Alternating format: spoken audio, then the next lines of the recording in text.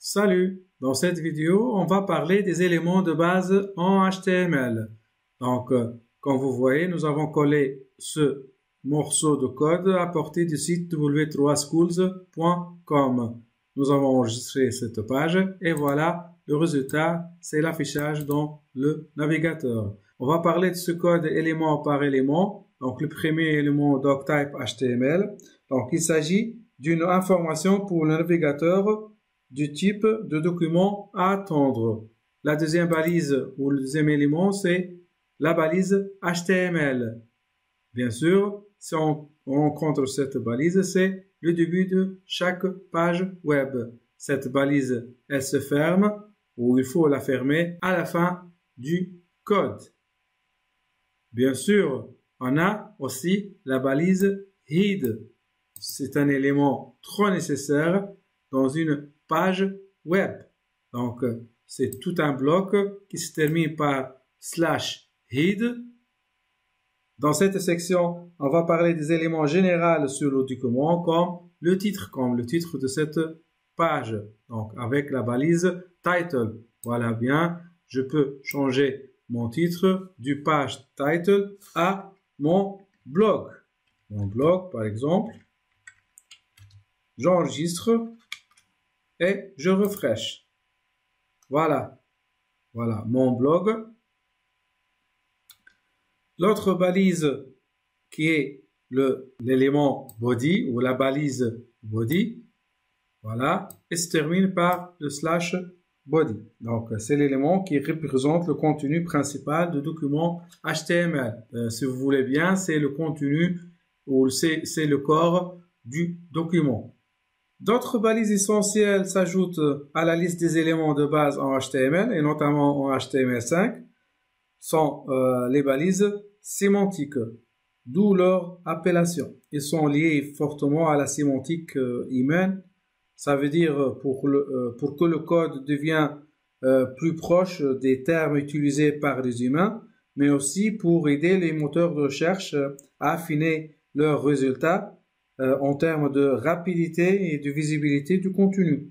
On peut donner quelques exemples de balises essentielles.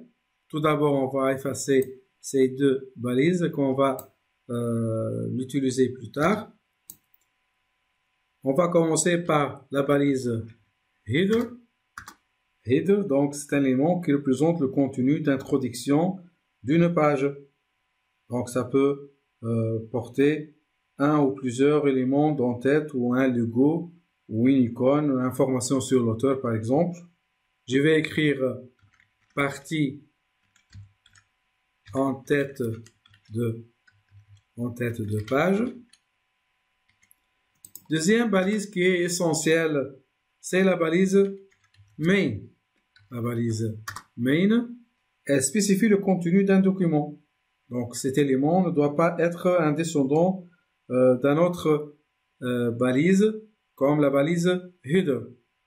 Je vais écrire à l'intérieur partie corps de page. Cette balise aussi ne doit pas être un descendant de la balise footer. La balise footer, je vais écrire footer. C'est une balise qui définit un pied de page pour un document ou une section. Donc, elle contient généralement des informations sur l'auteur, des informations sur le droit d'auteur, peut-être des informations de contact, le plan du site, des flèches de navigation, etc. On va écrire à l'intérieur partie pied de page. Voilà, j'enregistre et je refresh le navigateur. Autre balise essentielle, balise sémantique essentielle, c'est la balise section. C'est un élément qui définit une section dans un document. Donc, on peut trouver une ou plusieurs dans un seul document. Donc, je peux appeler cette partie section 1. Je peux ajouter d'autres balises section, par exemple section 2.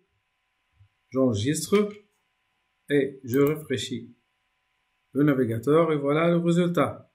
Donc, comme vous voyez, on a présenté des éléments essentiels pour une page web. Bien sûr, il y a des balises essentielles plus que d'autres et c'est selon le contenu de la page ou le besoin. La prochaine vidéo, on va parler de l'élément article.